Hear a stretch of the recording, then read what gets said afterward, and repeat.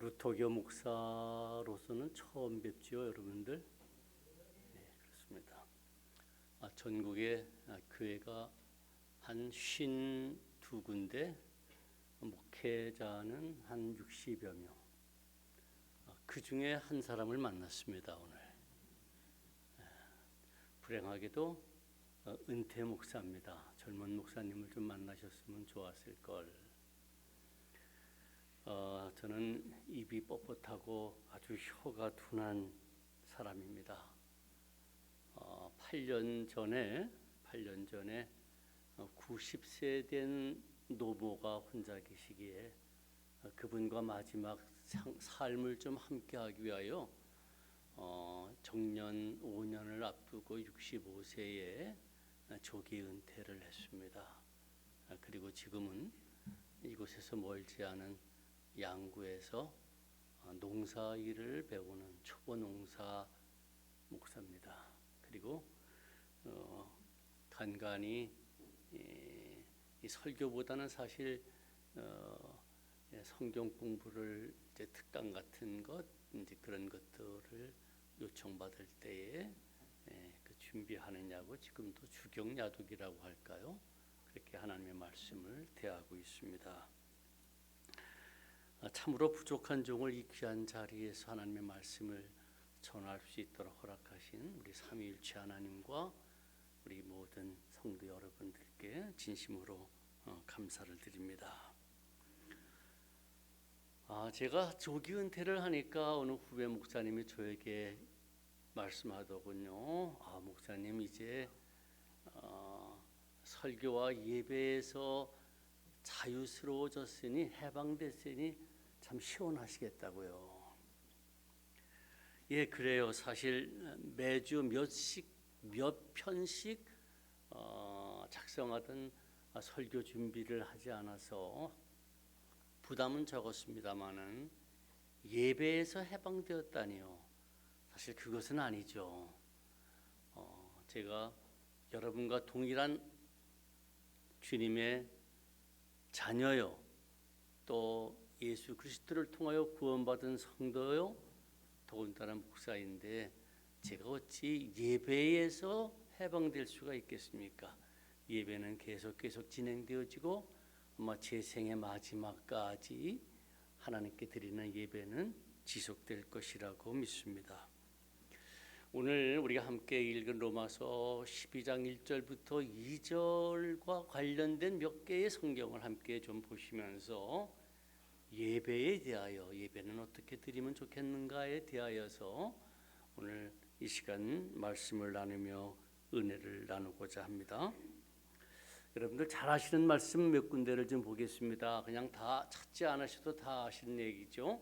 먼저 요한복음 4장을 한번 잘 이렇게 생각해 보세요.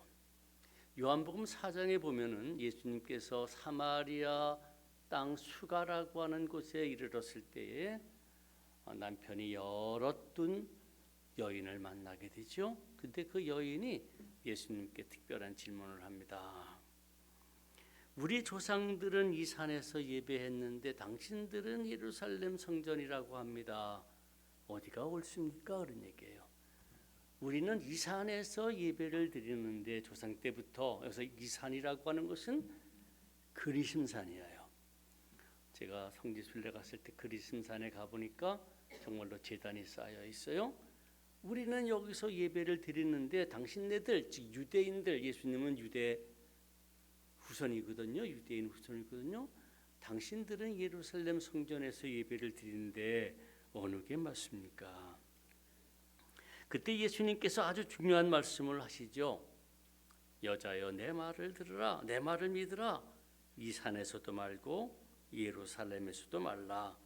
너희가 참되게 아버지께 예배할 때가 이르리라.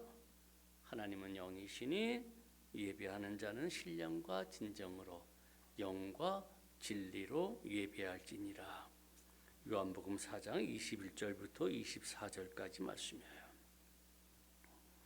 유대인이나 사마리아인이나 모두가 다 하나님의 백성 이스라엘 후손인데 왜 유대인들은 예루살렘 성전에서 예배를 드렸고 왜 사마리아 사람들은 그리심산에서 예배를 드렸는가요?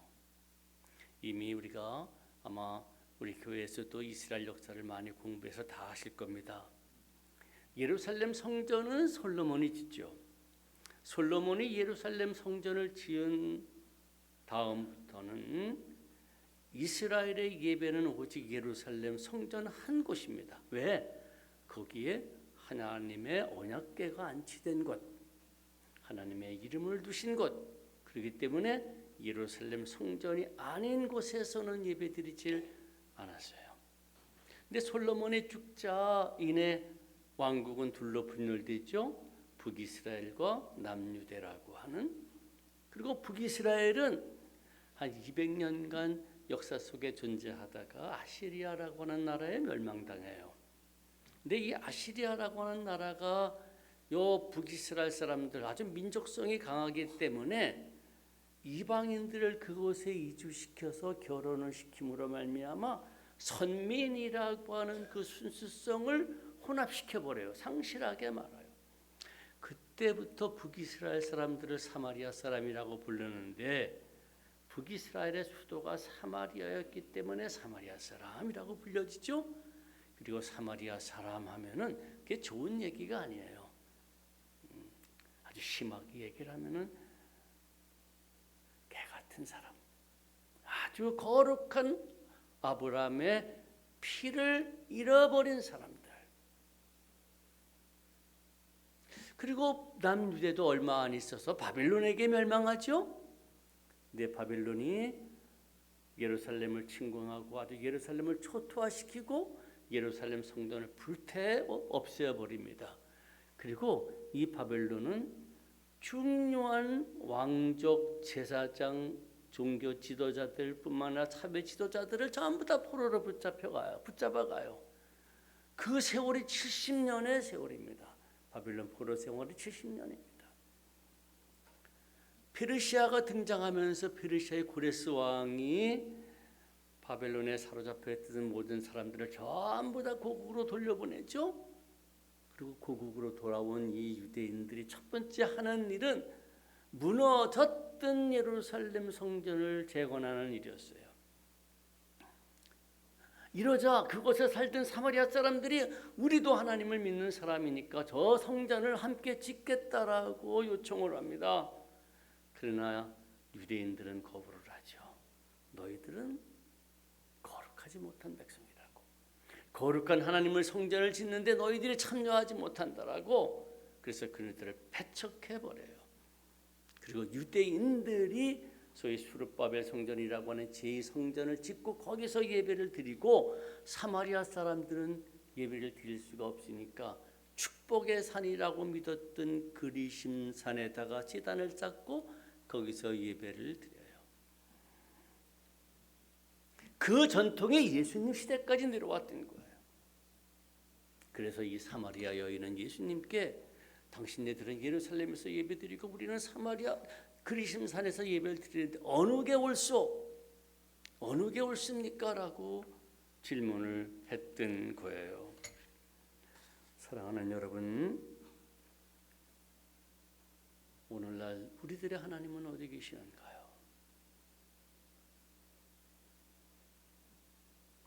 그래서 우리는 어디에 가서 하나님을 만날 수가 있으며 어디에서 하나님을 예배 드려야 하나요?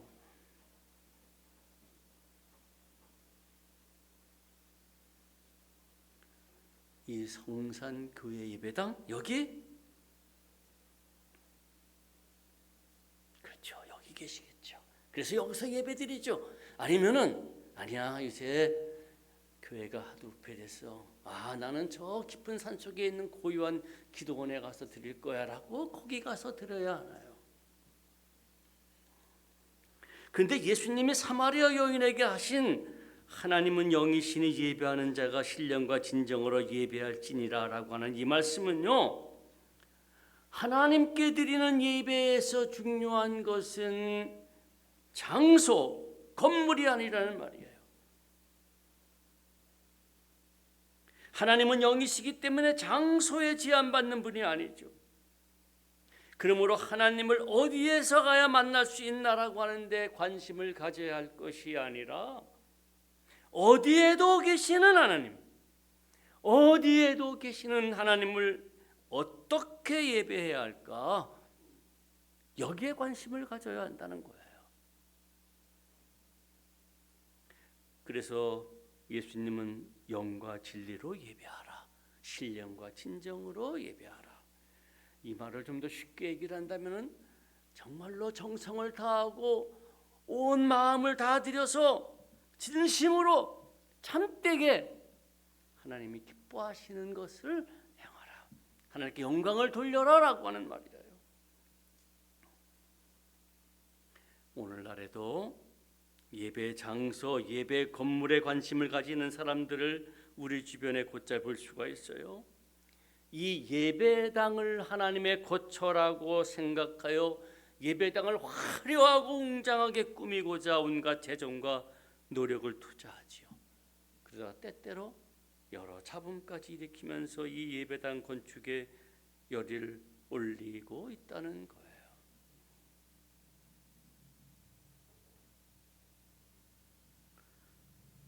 이제 잘 아시는 구약 창세기 28장 야곱의 이야기를 한번 생각해 보세요. 야곱과 에서는 쌍둥이죠. 얼마나 야곱이 형을 치기 싫어했든지 발꿈치를 잡고 나왔다. 그 야곱이 형 에서가 사냥했다가 배고파 돌아왔을 때 팥죽 한 그릇에 장자권을 사버려요. 그리고 눈먼 아버지 이삭을 속여가면서 장자만이 받을 수 있는 축복도 받아내요. 이것을 에서가 알고 야곱을 죽이려고 할 때 야곱이 도망을 하죠. 하란 외삼촌 집, 하란 땅 외삼촌 라반의 집까지 도망을 합니다. 그 도망할 때의 이야기가 창세기 28장 10절부터 22절에 기록되어 있어요. 야곱이 루스 근처 어느 광야에 이르렀을 때 해가 저물어 노숙하게 되죠. 돌 한 개를 벽에 삼아 잠을 청하여 누웠으나 쉽게 잠들 수가 없었어요. 한참을 뒤척거리다가 깜빡 잠이 들었는데 꿈에 하나님의 사자가 오르락 내리락 하는 저 꼭대기가 하늘에 닿은 그런 사닥다리 저 위에서 하시는 말씀을, 여호와의 말씀을 듣게 됩니다. 나는 여호와 너희 조부 아브라함의 하나님이요 이삭의 하나님이라. 내가 누워있는 땅을 내가 너와 네 자손에게 주리라. 네 자손이 땅에 티끌같이 동서남북에 편만하게 될 거야. 모든 족속이 너를 통하여 복을 얻으랴. 그 다음에 중요한 말씀이 나오죠. 내가 너와 함께하며 내가 어디로 가든지 너를 지켜주고 고향 땅으로 돌아올 때까지 너를 떠나지 아니할 거야. 창세기 28장 13절부터 15절까지의 말씀이에요. 참으로 놀라운 꿈이었어요. 노숙하는 광야에서 하나님이 나타나신 거예요. 안식일 같은 특별한 날이 아니에요. 성전 같은 특별한 장소가 아니에요. 그저 도망하는 길에 그 광야에 하나님을 만난 거예요. 그리고 야곱은 하나님으로부터 내가 어디로 가든지 떠나지 아니하고 너를 지켜줄 거라고 하는 약속을 받아요. 내가 어디로 가든지 너를 떠나지 아니하고 항상 너와 함께 있겠다는 것이. 놀라 잠에서 깨어난 야곱이 말하죠. 여호와께서 과연 여기 계시거늘 내가 알지 못하였도다. 두렵도다 이것이요 다른 것이 아니라 이는 하나님의 집이요 하늘 문이로다. 여러분, 야곱이 외쳤던 이곳이 하나님의 집이요 하늘 문이로다라고 하는 이 말은요, 이스라엘 백성들은 오직 예루살렘 성전을 일컬었던 때 사용됐던 용어예요. 아무런 장소나 아무런 건물을 일컫던 용어가 아니에요. 오직 예루살렘 성전만을 일컬을 때에 이게 하나님의 집이요 하늘의 문이로다. 그런데 야곱이 광야에서 노숙하다가 하나님을 만나고 그곳을 하나님의 집이요 하늘의 무리로다 하며 여호와께서 과연 여기 계시거늘 내가 알지 못하였다라고 두려워했던 거예요. 이렇게 하나님을 만난 야곱은 아침에 일찍 일어나 베고 누웠던 돌로 기둥을 세우고 그 위에 기름을 부으며 예배를 드리죠. 여러분, 야곱의 광야에서의 노숙의 경험은 하나님은 어디에도 계시는 분이라는 사실을 알려주는 사건이었어요. 그가 꿈에 하나님을 배웠던 바로 그 루스 땅 광야, 야곱은 그것을 베델이다라고 곧 하나님의 집이라고 이름을 짓죠.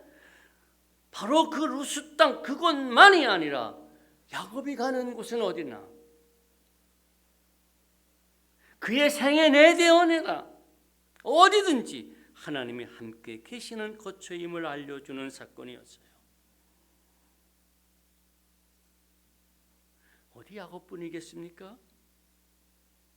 우리들의 삶의 현장에 하나님이 함께 계시는 하나님의 거처요 하나님의 집이요 베델입니다. 하나님은 어디에도 언제나 계시는 분이에요.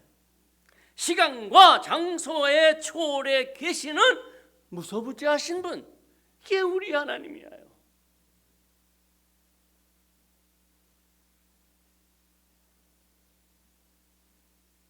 특별히 이 창세기 28장은요 내용이 야곱이 하란으로 도망할 때의 이야기지만 그 내용이 기록되던 때는 이스라엘이 바벨론 포로로 붙잡혀갔을 때예요.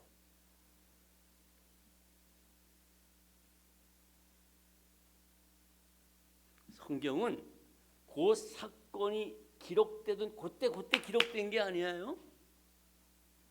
쉽게 얘기해서 예수님이 생활했던 것을 그때 기자가 따라다니면서 그때 기록한 것이 아니라 후대에 기록해요. 창세기 28장의 내용은 야곱의 도망할 때의 얘기지만 그것을 기록할 때는 바벨론 포로 때다. 중요한 얘기예요. 여러분, 이스라엘이 바벨론 포로로 잡혀갔을 때는 예루살렘은 초토화돼 버렸어요. 성전도 불타 없어졌을 때예요. 포로로 붙잡혀 와 있는 사람들은 예루살렘에 가고 싶어도 갈 수가 없는 처지예요. 그런 상황일 때 이 창세기 28장의 야곱의 이야기가 기록된 거예요. 그러므로 광야에 노숙하는 야곱은 다름 아니라 포로로 잡혀와 있었던 이스라엘 사람들의 처지를 나타내요. 그 누구에게도 도움을 받을 수 없는 나그네 같은 자신들, 하나님을 만나볼 수도 없고 예배할 수도 없고 광야와 같은 포로 생활 중에 이스라엘은 야곱의 이 광야의 이야기를 기록한 거예요. 그러면서 하나님은 예루살렘 성전에만 계시는 분이 아니구나. 지금 포로로 잡혀와 있는 이 바벨 땅, 이 바벨론 이 땅에도 계시는구나. 어디에도 계시는 분이구나. 야곱과 같은 처지에는 우리와도 함께 계시는구나. 그리고 우리의 처지가 장차 어떻게 되든 하나님은 우리와 함께 계시면서 우리를 떠나지 아니하시고 우리를 고국으로 돌려 보내시는구나라고 하는 사실을 믿음으로 고백하는 거예요.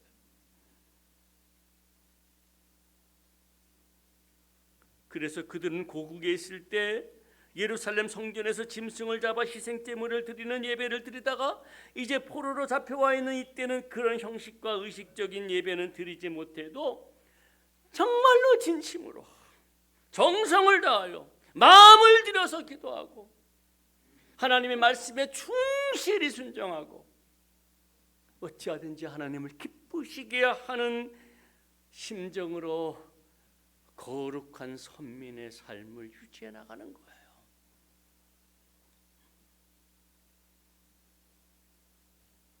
바로 이것이 예수님께서 사마리아 여인에게 하신 하나님은 영이시니 예배하는 자는 신령과 진정으로 예배할지나 라고 하는 말씀이에요. 그 어떤 장소, 그 어떤 형식보다도 언제 어디서든지 하나님이 나와 함께 지금 여기 계심을 인식하고 정성껏 예배하는 심정으로 하나님이 기뻐하시는 대로 바르게 살아가는 것,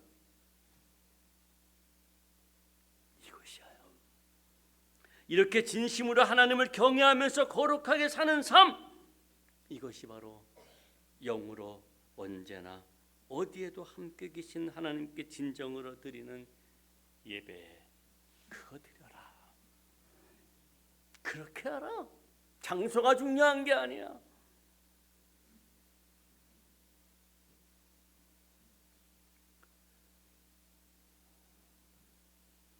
이제 본문을 읽은 로마서 12장 1절부터 2절을 살펴볼 거예요. 로마서는 16장까지 되어 있죠. 이를 둘로 똑 나눌 수가 있어요. 1장부터 11장, 12장부터 16장. 바울은 로마서 1장부터 11장에서 무슨 얘기를 하냐면은 잘 아시는 대로 우리가 어떻게 구원받느냐라고 하는 구원교리, 즉 하나님의 의, 다시 말씀드려서 예수 그리스도를 믿음으로 의롭다 여김을 받아 은혜로 구원 얻는다라고 하는 이야기를 11장까지 이야기를 한 거예요. 그 다음에 12장부터는 그래, 그렇게 구원받은 성도들이 앞으로 어떻게 살아가야 할지에 대하여 알려주는데, 오늘 읽은 본문의 첫 번째 말씀이에요. 그러므로 형제들아, 누굽니까? 여기 계신 모든 분들, 우리 은혜로 구원받았어요. 하나님의 의로 말미암아 구원받았어요. 그러므로 형제들아, 그러므로 여러분들이요, 하나님의 모든 자비하심으로 너희를 권하노니. 어떤 자비하심입니까? 하나님, 우리는 행위로 율법으로 구원받은 것이 아니라 오로지 은총으로 하나님의 자비로 구원받았는데, 그 자비하심으로 우리를 권하는데, 제가 한번 다시 읽겠습니다. 너희 몸을 하나님이 기뻐하시는 거룩한 산 제물로 드리라. 이는 너희가 드릴 영적 예배니라. 너희는 이 세대를 본받지 말고 오직 마음을 새롭게 함으로 변화를 받아 하나님의 선하시고 기뻐하시고 온전한 뜻이 무엇인지 분별하도록 하라. 그러므로 형제들아,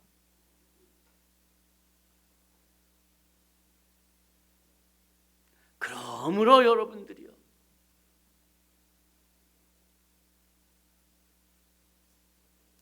단지 믿는 것 때문에 그 믿음으로 의롭게 되어 구원받은 여러분들, 그러므로 여러분들, 이제 우리가 첫 번째 해야 될 최우선의 일은 너희 몸을 하나님이 기뻐하시는 거룩한 산 제사로 드려라 라고 하는 거예요. 이스라엘 백성들은 소나 양이나 비둘기 같은 짐승을 하나님께 제물로 드렸어요. 그런데 이제 구원받은 우리 성도는 우리 자신을 하나님께 제물로 드려야 한다는 거예요. 이것은 인류 구원을 위한 하나님의 뜻에 순종하기 위하여 예수님께서 자신을 하나님께 바치신 것처럼 살아야 한다는 거예요. 여러분, 겟세마네 기도 잘 아시죠? 만일 할만하시거든 이 잔을 내게서 지나가게 하옵소서. 그러나 나의 원대로 마옵시고 아버지의 원대로 하옵소서. 예수님도 살고 싶은 의지가 있어요. 그까짓 것 아니에요. 아예 죽으면 되지가 아니에요. 우리와 동일하게 인성을 가지신 예수님도 십자가를 거역하고 싶은 의지가 있단 말이에요. 근데 그 의지를 꺾고 하나님의 뜻에 복종했던 예수님처럼 우리 성도는 하나님의 뜻이라면 거기에 순종하며 살아야 한다는 거예요. 그러하기에 제물로 드려진 짐승처럼 죽은 제사가 아니라 산 제사,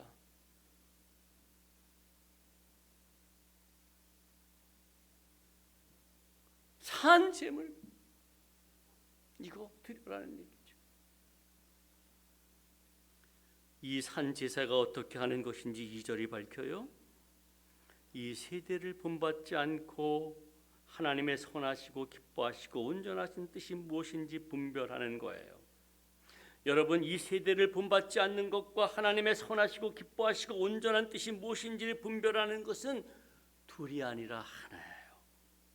즉 하나님의 선하시고 기뻐하시고 온전한 뜻이 무엇인지 분별하는 것이 이 세대를 본받지 않는 거예요.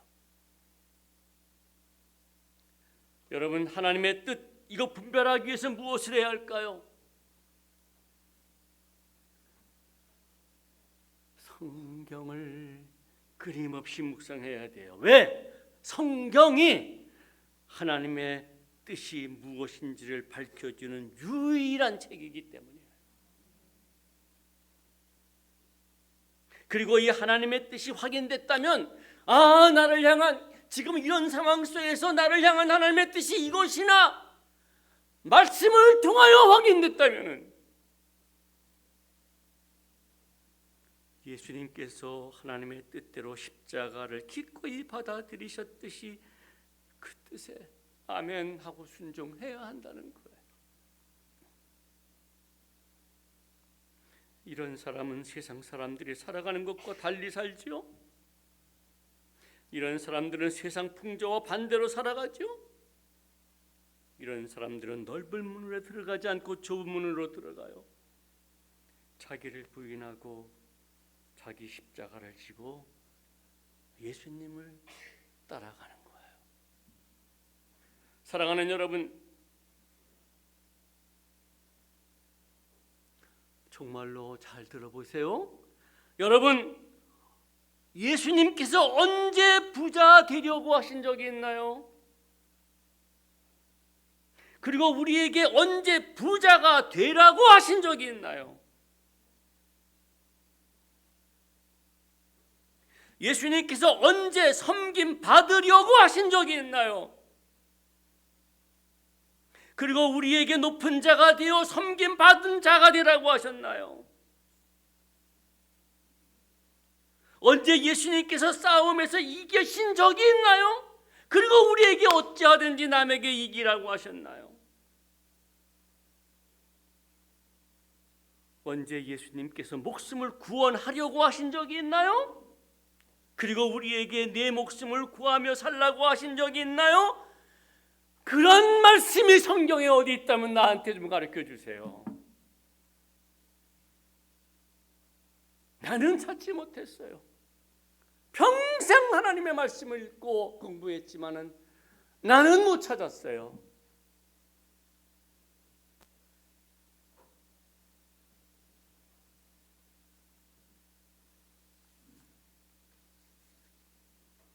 예수님은 항상 가난하셨기에 하나님이 그를 부하게 하셨고, 항상 낮아지셨기에 하나님이 그를 높이셨고, 항상 지셨기에 그를 이기게 하셨고, 오로지 하나님의 뜻에 순종하여 죽으셨기에 하나님이 그를 살리셨어요. 이것이 바로 부활의 영광이에요. 그리고 인류의 구주로서 높임을 받게 하신 거예요. 그런데 예수님처럼 부활하리라고 믿는, 우리도 예수님처럼 부활할 거야 라고 믿는 우리들의 삶은 어떤가요?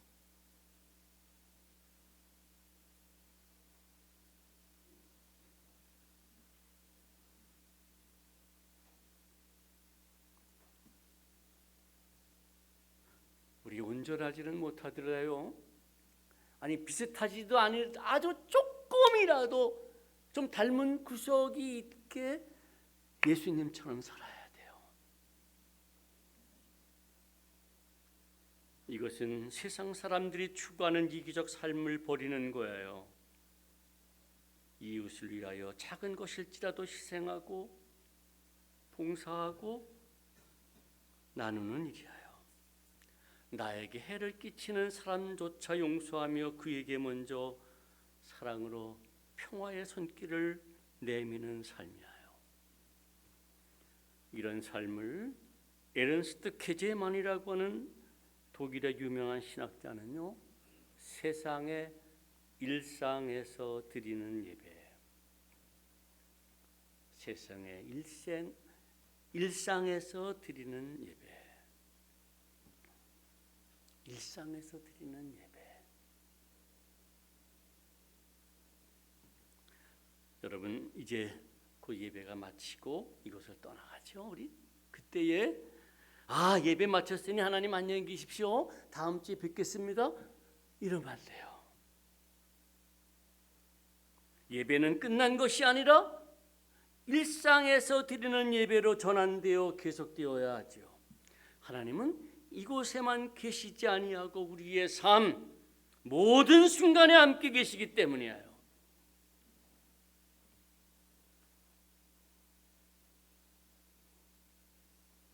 저와 여러분은 오늘 처음이자 마지막 만났죠? 이렇게 처음이자 마지막 만난 부족한 종이 설교를 마감하며 주님의 이름으로 아주 간곡히 권면드리려고 그래요. 여러분의 하루하루가 영으로 함께 계시는 하나님께 신령과 진정으로 드리는 예배가 되길 바라요. 그래야만 여러분들을 통하여 하나님이 영광 받으시는 거예요. 그래야만 교회가 더 이상 사람들로부터 손가락질 당하지 않는 거예요. 그래야만 여러분들이 주님의 제자로 세상의 빛과 소금의 역할을 다하게 되는 거예요. 생활로 영적 예배를 드리는 여러분에게 하나님의 크신 은혜와 축복 충만하기를 주님의 이름으로 축원드립니다. 기도하시겠습니다. 주님, 당신의 사랑하는 자녀들입니다. 이제 이곳에서의 예배를 마치고 세상에 나가 살아갈 동안 홀로 내버려 두지 마시고 함께 계시면서 이들의 일상에서 드리는 예배를 통하여 영광 받아 주시옵고 이분들의 모든 삶 매 순간 매 순간 은혜로 지켜주셔서 늘 기쁨 감사 충만하도록 복나려 주시옵소서. 예수님의 이름으로 기도 올리옵나이다. 아멘.